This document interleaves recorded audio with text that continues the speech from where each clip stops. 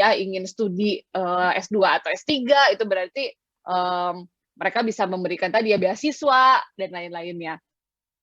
Nah, jadi ada yang namanya narasi publik. Jadi apa sih narasi publik itu? Jadi itu adalah tools atau alat ya yang kita bagikan ke orang lain terkait tadi perjalanan kepemimpinan kita, dan itu harus menjadi suatu cerita. Jadi itu nggak bisa jadi itu jadi ada plotnya. Yang namanya cerita kan ada plotnya, ada karakternya, ada moralnya, itu tuh apa gitu. Nah, karakternya itu siapa ya? Karakternya itu adalah teman-teman itu. Plotnya itu apa? Plotnya itu adalah tadi perjalanan yang sudah dilalui dan juga perjalanan ke masa depan terkait tadi apa yang ingin kita capai. Moralnya itu adalah apa sih tantangan di dunia ini yang harus kita selesaikan bersama dan bagaimana kita melakukan itu bersama. Nah, karena itu ada 3 elemen penting dari si narasi itu. Jadi yang namanya story of self. Story of self itu yang tadi sudah teman-teman kerjakan. Bagaimana perjalanan hidup kalian itu mendefinisikan agenda kepemimpinan sekarang. Dan selanjutnya saya akan menjelaskan apa sih yang bisa melengkapi story of self tadi, yaitu story of us, story of now.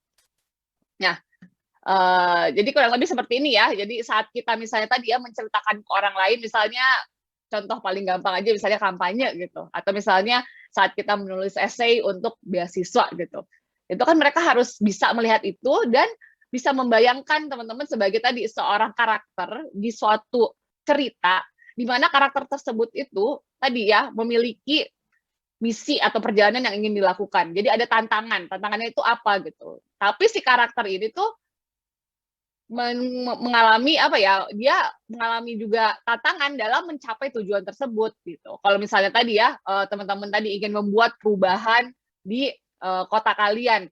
Nah, bagaimana? Tapi teman-teman kalian sebagai pemimpin tidak bisa melakukan itu kecuali kalian misalnya terpilih menjadi anggota DPRD atau menjadi wali kota gitu. Karena kalau dengan menjadi wali kota, teman-teman bisa tadi melakukan perbaikan ini. Atau misalnya tadi kalau misalnya lagi apply beasiswa gitu kan, saya misalnya ingin melakukan suatu riset tadi yang akan sangat membantu tadi ilmu penambahan pemahaman kita mengenai isu X gitu.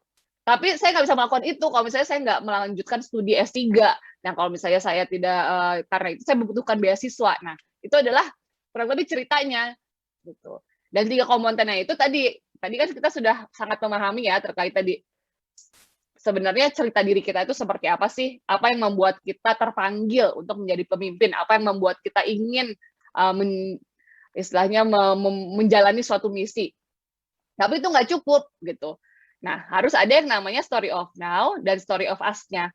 Nah, yang pertama tuh story of us. Jadi kalau misalnya teman-teman memiliki misi, saya sebagai seorang pemimpin tadi ingin menyelesaikan masalah misalnya perubahan iklim. Saya ingin menyelesaikan masalah terkait ketidakadilan dalam pendidikan. Saya ingin menyelesaikan masalah misalnya pelayanan kesehatan di kabupaten saya. Nah, tapi itu juga harus dijelaskan kenapa itu adalah bukan cuman cerita yang relevan bagi diri kalian sendiri, tapi juga relevan terhadap orang banyak. Karena permasalahan tersebut atau tantangan tersebut juga dihadapi oleh orang-orang lain gitu. Jadi kalau misalnya kita tadi ya, misalnya masa lalu kita misalnya berjuang untuk tadi mendapatkan pendidikan dan kita ingin misalnya anak-anak Indonesia yang lainnya juga tadi bisa mencapai pendidikan tinggi. Nah, kalian harus juga meyakinkan kenapa sih cerita itu tuh tidak hanya relevan bagi diri kalian, tapi ada banyak anak-anak Indonesia lainnya yang tadi juga mengalami tantangan untuk bisa mencapai pendidikan tinggi karena tadi misalnya isu misalnya karena masalah ekonomi keluarga dan lain-lainnya. Kenapa cerita itu nggak cuma relevan bagi kalian, tapi orang lain? Nah, itu adalah story of us. Lalu selanjutnya, story of now. Nah, story of now ini apa? Story of now itu adalah bagaimana kita menceritakan bahwa oh ada loh solusinya untuk menyelesaikan masalah ini gitu. Jadi tidak hanya tadi ya kita bilang saya memiliki histori seperti ini yang membuat saya tadi ingin memperjuangkan pendidikan yang berkeadilan. Dan pendidikan berkeadilan ini juga bukan hanya masalah saya, banyak sekali anak-anak Indonesia yang juga menghadapi masalah nih untuk mencapai pendidikan tinggi. Nah, solusinya apa? Solusinya adalah tadi kita harus tadi mendorong misalnya beasiswa khusus untuk anak-anak yang berasal dari tadi masyarakat ke bawah, dan saya ingin mencapai itu dengan apa? Apakah tadi ya melalui non-profit, apakah tadi ingin menjadi pejabat publik sehingga tadi bisa mendorong program-program yang lebih berkeadilan di bidang pendidikan dan lain-lainnya. Nah, jadinya sekarang tugas kalian nih bersama dengan kakak-kakak fasilitator adalah tadi ya mengembangkan lagi dari 3 komponen tadi ya, story of self-nya sudah dapat. Lalu sekarang kalian lengkapi dengan story of now dan juga story of us gitu. Kenapa sih permasalahan atau misi yang kita jalani itu adalah masalah penting yang orang lain tuh harus juga peduli gitu. Dan apa yang bisa kita lakukan saat ini dan kenapa harus sekarang kita melakukannya itu, sehingga orang-orang jadi tadi lebih merasakan urgensi, kenapa saya harus ikut nih kepada misi teman-teman ini. Nah, jadi ada juga tadi ya, tadi ada ingat tadi kan yang story of self, story of us, story of now-nya tadi udah saya jelaskan, dan juga teman-teman udah dapat lembar kerjanya ya. Nah, semua teman-teman fasilitator ini juga udah pernah melakukan itu sebelumnya, jadi bisa membantu teman-teman kalau misalnya masih ada yang kurang jelas nih, kalau ini ceritanya bagus atau enggak, atau misalnya saya bisa tambahin apa lagi gitu. Nah, itu bisa didiskusikan bersama ya, sekaligus nanti langsung break aja ya, karena tadi sedikit molor dan aku yakin teman ini kan udah jam 6 di sana, harus segala maghrib dan lain-lainnya. Jadi mungkin nanti bisa diatur juga dengan fasilitator kalau misalnya nanti sambil break juga bisa tadi ya untuk mengerjakan ini atau brainstorming untuk ininya bisa sambil break. Tuh. Yang pasti tadi ya cerita narasi kalian ini tadi harus spesifik dan harus bisa meyakinkan orang. Jadi nggak bisa yang hanya vague dong. Jadi kayak saya ingin mensejahterakan masyarakat Indonesia gitu. Itu bukan narasi yang convincing karena nggak spesifik gitu. Mensejahterakan seperti apa, bagaimana caranya dan kenapa gitu. Nah, itu yang harus ditargetkan tadi, apakah kalian harus punya misi yang cerita narasi yang cukup spesifik sehingga orang-orang tuh bisa kayak, oh iya maksudnya saya ingin mensejahterakan masyarakat dengan tadi memperjuangkan hak anak-anak yang tadi ya dari misalnya dari kalangan ekonomi bawah yang pintar dan tadi seharusnya bisa mencapai tadi pendidikan yang tinggi gitu. Nah, kalau itu kan spesifik kan, dan saya ingin melakukan itu tadi dengan apakah tadi ya dengan mengembangkan suatu yayasan yang tadi memberikan beasiswa, atau saya tadi ingin menjadi seorang pejabat publik yang mendorong program-program dan kebijakan yang lebih berkeadilan dan lain-lainnya. Nah, itu nanti bisa didiskusikan dengan fasilitator ya, kayak ini ceritanya udah cukup spesifik belum ya gitu. Jadi jangan sampai kalian nanti ceritanya narasi saya adalah saya ingin tadi mensejahterakan masyarakat, saya ingin membuat Indonesia menjadi bangsa besar, saya ingin istilahnya banyak hal lain. Jadi jangan hal yang vague ya, jangan harus cukup spesifik dan cukup dalam dan orang-orang tuh bisa melihat relevansi itu dengan baik kompetensi dan masa lalu kalian itu ininya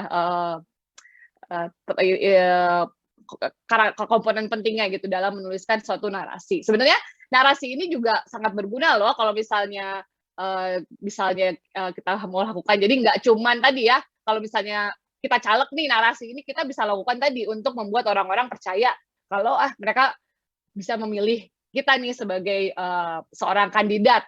Tapi ini bisa juga narasi yang bagus juga bisa digunakan tadi untuk misalnya apply S2 atau S3, untuk apply beasiswa. Narasi yang bagus juga bisa dilakukan tadi untuk pitching kalau misalnya kita punya suatu bisnis atau social enterprise yang memiliki tadi misi sosial juga, untuk bisa fundraising-nya kita butuh juga narasi yang bagus. Kalau punya yayasan tadi untuk bisa melakukan fundraising dan misalnya mensubmit proposal ke donor, itu butuh narasi yang bagus juga. Nah, jadi ini adalah apa ya, continuous work in progress ya, atau kayak kalau bisa dibilang living document, dan bukan sesuatu yang kayak harus saklek banget, tapi memang akan berkembang tadi juga sesuai dengan perkembangan diri masing-masing. Tapi tetap harus ada tadi narasi yang spesifik dan bisa meyakinkan orang. Jadi jangan sampai tadi ya, saya sering lihatnya banyak orang yang tadi kalau misalnya menulis narasi itu terlalu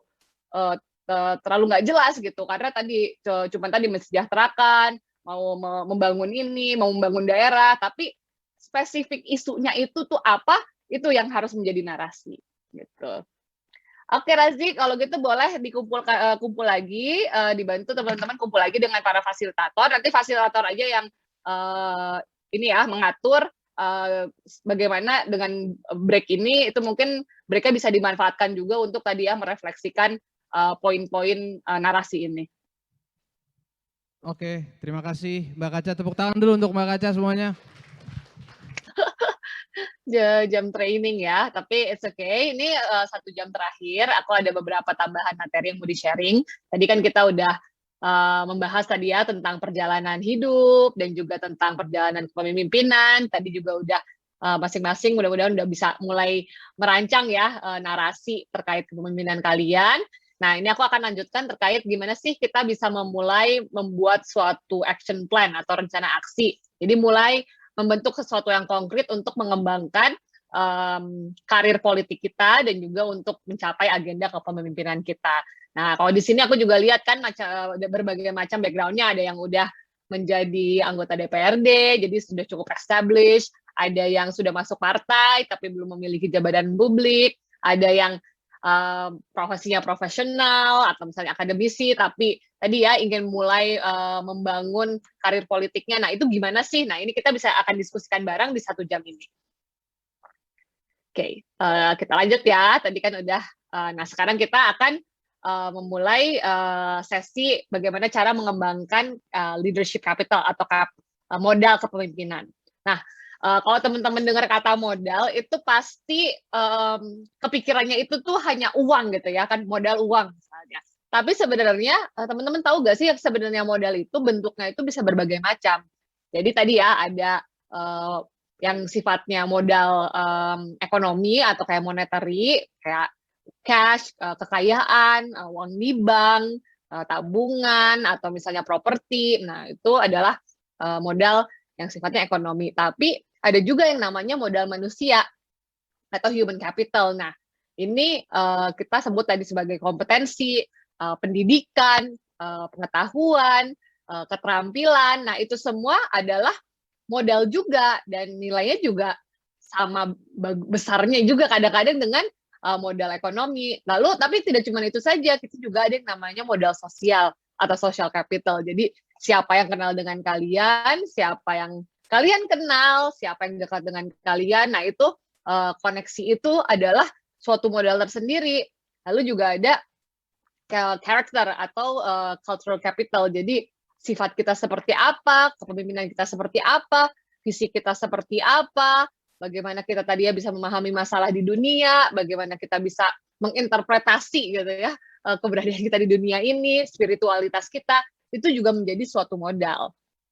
Nah, modal kepemimpinan itu tadi adalah 4 aspek yang ada di diri kita ini. Jadi selama ini kan kadang-kadang kita selalu mendengarkannya, wah kalau politik itu butuh modal. Nah, selalu kita kepikirannya butuh modal uang yang besar, tapi itu juga nggak cukup. Nah, kalau misalnya kita tanya nih ke politisi-politisi senior, misalnya dengan uang sebanyak-banyaknya juga, kalau misalnya cuma modalnya uang pun, itu tidak akan bisa, tidak cukup gitu untuk membuat kita menang, membuat kita istilahnya dipercaya sebagai seorang pemimpin juga.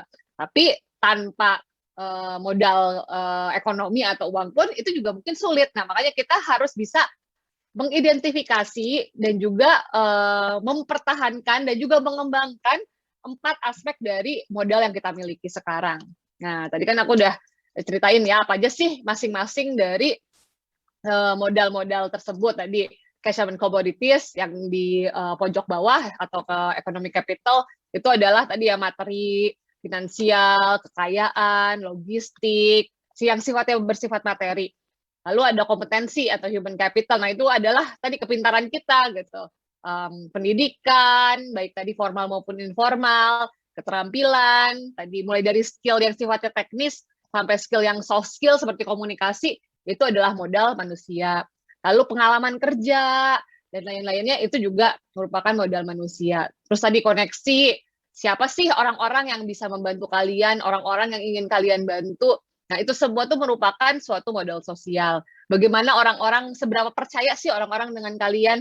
Ya, nah itu adalah modal sosial juga. Lalu tadi yang tidak kalah penting tadi, cultural capital atau karakter kalian, apa sih nilai-nilai atau prinsip-prinsip yang kalian anut? Gitu. Apa sih yang membuat kalian bisa mengambil keputusan dengan baik? Apa sih tadi ya interpretasi kalian terhadap dunia ini? Bagaimana kalian menganggap apa yang penting di dunia ini? Spiritualitas kalian?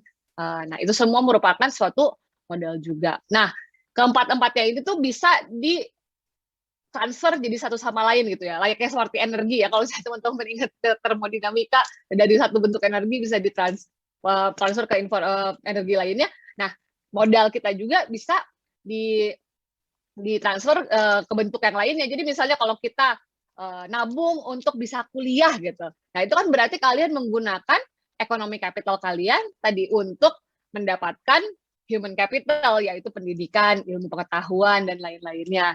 Itu juga misalnya kalian juga ke sekolah agar kalian bisa memiliki network ya, network. Nah, itu kalian berarti uang tadi, modal yang sifatnya ekonomi tersebut, kalian ganti menjadi modal sosial. Atau sebaliknya juga, kalian lulus, lalu kalian kerja dan dibayar untuk keahlian kalian misalnya. Nah, itu kan kalian tadi mentransfer human capital kalian menjadi cash dan commodities, dan lain-lainnya. Nah, tadi misalnya, atau kalian bisa bisnis, kalian punya banyak teman, dan dari pertemanan tersebut, kalian akhirnya bisa fundraising modal untuk memulai bisnis yang akhirnya memberikan profit. Nah, berarti kan tadi kan modal sosial kalian akhirnya bisa memberikan juga modal ekonomi. Nah, sekarang kita kembali lagi tadi ke narasi maupun misi yang ingin kalian jalankan dalam perjalanan kepemimpinan ini. Apa sih tujuan yang mau dicapai? Apa sih tantangan yang harus dihadapi? Lalu modal apa yang sudah kita miliki untuk mencapai hal tersebut? Tadi misalnya saya ingin menjadi anggota DPRD di kabupaten saya gitu. Sekarang saya udah punya modal apa aja sih? Misalnya, oh lumayan saya udah punya tabungan segini, tapi saya ada gap nih, nggak cukup. Kalau misalnya berdasarkan budget minimal untuk kampanye, misalnya butuh sekian, tapi saya masih baru memiliki setengahnya. Wah, berarti ada harus di 2 kali lipatkan tuh modal ekonominya. Atau tadi kompetensi, wah saya mau misalnya menjadi ahli di bidang misalnya komunikasi politik. Saya misalnya sudah memiliki S1, tapi saya pelajarannya masih terlalu basic, belum terspesifikasi. Berarti saya punya gap di ilmu yang harus lebih mendalam nih mungkin. Jadi saya gimana bisa mendapatkan bentuk gap tersebut? Apakah tadi ya mengambil S2, apakah mengambil kursus, atau mengambil informal learning, mencari mentor. Nah, itu juga adalah gap. Lalu juga koneksi, misalnya tadi, saya ingin menjadi anggota DPRD, wah berarti saya harus bisa dapat dukungan dari kelompok-kelompok ini nih. Tapi saya misalnya, saya sudah kenal dengan kelompok yang ini, tapi kelompok yang di sini saya belum terlalu dekat, berarti saya harus tadi ya, mendekatkan diri terhadap kelompok-kelompok tertentu. Atau cultural capital, misalnya, saya selama ini tadi ya masih memiliki mindset yang tadi misalnya kurang mendorong saya untuk bisa misalnya berani mengambil keputusan. Nah, berarti apa sih yang harus diassess agar kita bisa memiliki sifat atau personality yang menurut kita itu baik. Nah, karena itu nanti teman-teman kalau udah dapat pegang worksheet-nya ya, itu ada tabel-tabel ini di mana semuanya itu bisa di-assess satu-satu ya. Tadi misalnya, saya misalnya ingin menjadi goalnya terserah apa aja. Goalnya kan tergantung narasi teman-teman kan. Apakah tadi mau jadi anggota DPRD, apakah mau misalnya mendirikan yayasan, charity, apakah mau membangun bisnis, apakah itu mau mengambil studi S3, mau menjadi akademisi dengan keahlian tertentu. Nah, itu semua adalah goal yang teman-teman bisa pilih dan sesuai dengan tadi ya, sesuai dengan narasi yang memang sudah dibentuk. Nah, tapi sekarang kita ke analisis, apakah yang kita miliki sekarang itu cukup gitu untuk mencapai yang kita inginkan. Nah, kalau misalnya belum, gap-nya seperti apa? Gap-nya di mana gitu. Lalu di tabel selanjutnya bisa memulai tadi mendaftar ya, apa saja sih kira-kira action ya, atau apa sih yang konkret yang bisa dilakukan untuk misalnya langsung kita lakukan sesuai dengan tadi ya, kita kan udah tahu gap-nya di mana. Misalnya tadi saya gap-nya itu di connection. Misalnya saya ingin jadi politisi tapi saya nggak punya network nih di partai politik. Nah, misalnya berarti saya harus lebih aktif nih di acara-acara, di kepanitiaan, dan lain-lain di circle Partai Golkar. Jadi kalau gitu apa nih yang harus bisa dilakukan atau misalnya pertolongan yang dibutuhkan agar tadi bisa meningkatkan social capital di dalam partai. Jadi misalnya, kita punya mentor, coba misalnya mentor bisa kenalin ke kita gak, biar kita misalnya dimasukkan ke panitia acara, semacamnya. Atau kita sadar nih, saya mau jadi, mau kampanye nih di 3 tahun mendatang gitu kan, 2024 udah mau deket nih. Tapi saya malu kalau ngomong di depan umum, berarti kan masih ada skill atau masih ada kompetensi yang kurang terkait misalnya public speaking. Berarti gimana nih? Ya udah berarti harus langsung ngambil kursus minimal maksimal mulai di bulan depan. Kalau gitu coba cari teman saya yang jago public speaking, gimana sih saya bisa ngambil kursus yang lebih yang bisa membuat saya pede ngomong di depan publik. Nah, kalian juga bisa ini nih dari brainstorm ini kalian juga bisa istilahnya memberitahu nih Mas, akan ada Mas Muli di sini, ada Razi. Sebenarnya Golkar Institute bisa membuat training apa sih atau membuat acara apa sih, karena kan tentu saja ya Golkar Institute ini di sini kan ada tadi ya untuk membangun kompetensi dan juga tadi ya capital lainnya, nggak cuma human capital tapi social capital dan cultural capital dan lain-lainnya dari kader Partai Golkar atau siapapun yang juga tertarik untuk bergabung. Nah, jadi kira-kira Golkar Institute bisa mengambil peran seperti apa nih kalau misalnya bikin course selanjutnya, kebanyakan maunya apa nih? Nah, ini hal-hal yang juga teman-teman bisa brainstorming dan juga share ke Golkar Institute.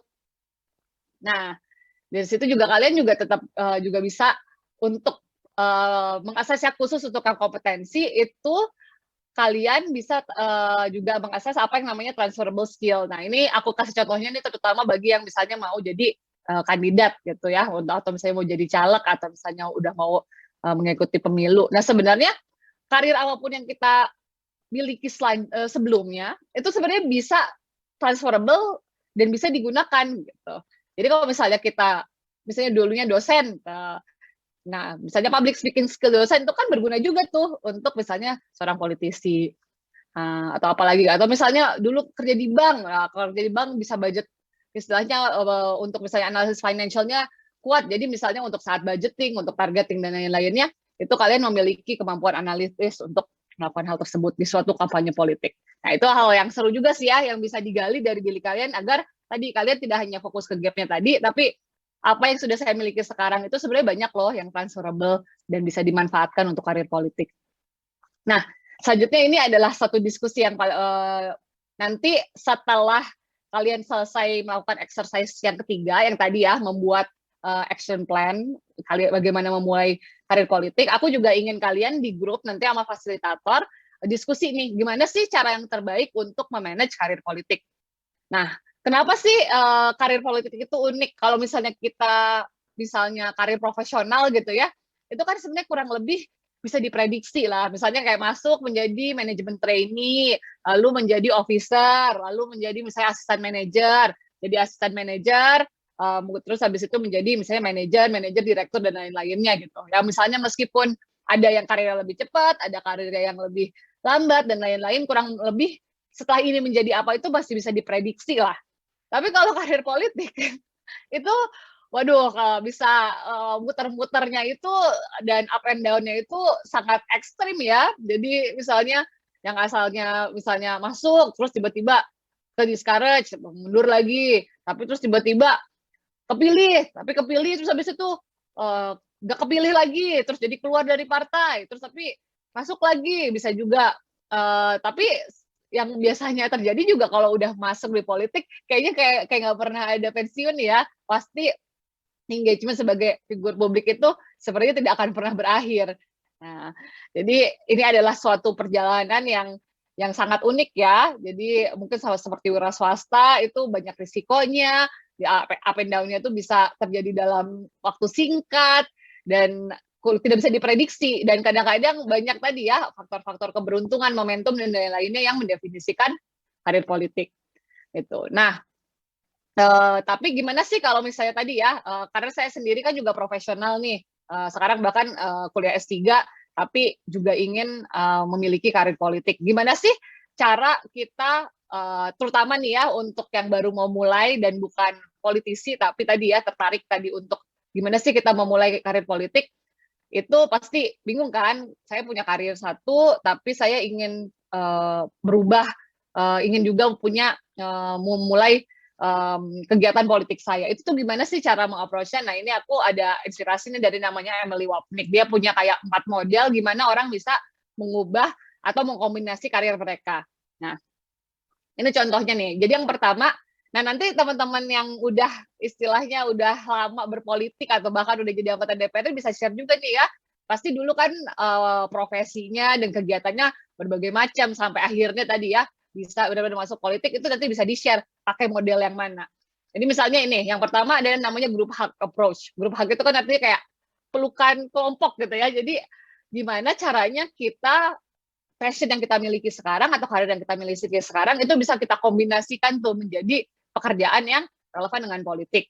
Jadi kita gimana sih kita mensinkronkan apa pekerjaan yang kita miliki sekarang, profesi yang kita miliki sekarang, atau ketertarikan yang kita miliki sekarang agar kita bisa masuk politik. Nah, misalnya contohnya nih, kita sekarang digital marketer gitu ya, ingin sih masuk politik. Nah, jadi daripada dibandingkan menjadi digital marketer untuk membantu misalnya brand atau apa, kenapa nggak jadi digital marketer yang memanage misalnya sosial medianya seorang politisi. Jadi tadi ya bisa mendapatkan network politik, bisa mengetahui tentang komunikasi politik, bisa mengetahui isu politik juga tadi dengan tetap menjadi digital marketer. Jadi sekarang pekerjaan dan passion sebagai digital marketer dan juga passion di politik itu jadi satu gitu, jadi bergabung gitu. Nah, selanjutnya adalah yang the slash approach. Itu kita bisa sih kalau misalnya kita memiliki berbagai macam ketertarikan atau passion, itu sebenarnya kita bisa loh punya beberapa part-time job gitu. Nah, jadi misalnya kalau kita memang suka misalnya kita punya passion nih, misalnya kita punya bisnis kuliner gitu. Tapi kita juga ingin politik, cuman kita bingung juga sih gimana caranya menggabungkan tadi ya bisnis kuliner kita dengan isu-isu politik atau kegiatan politik. Mungkin nggak straightforward dan nggak bisa. Jadi ya udah gimana karena kita punya flexibility gitu misalnya. Ya udah untuk bisnis saya 4 hari, tapi dengan kefleksibelan itu saya bisa misalnya di total 3 hari itu berkegiatan politik gitu, misalnya bantu kampanye politik, misalnya bantu jadi pengurus di DPD dan lain-lainnya, dan mengambil misalnya tanggung jawab di partai politik, tapi tadi dengan bagi-bagi gitu. Pokoknya saya kerja utamanya itu berapa hari, saya kerja politiknya berapa hari. Itu juga bisa menjadi suatu model. Nah, ini bagus kalau misalnya teman-teman punya karir yang sifatnya freelancing, ada fleksibilitas atau memanage bisnis sendiri gitu. Nah, ini bisa menggunakan approach yang seperti ini. Lalu yang terakhir adalah tadi the Einstein approach gitu. Jadi misalnya ingin memulai karir politik, tapi job kita itu atau misalnya profesi kita itu masih membutuhkan kita tadi ya full time, 9 to 5 dan lain-lain, nggak apa-apa. Jadi kenapa ini namanya Einstein? Jadi Einstein itu dia dulu kerjaannya itu sebagai clerk ya, sebagai clerk di kantor paten.